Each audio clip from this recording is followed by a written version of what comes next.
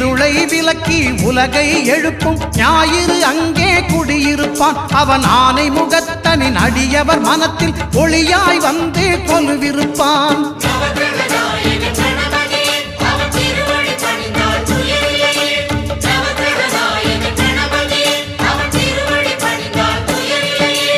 ஒன்பது கோளும் ஒன்றாய் காண அங்கு கற்பகம் என்னும் கடவுளின் மெய்யில்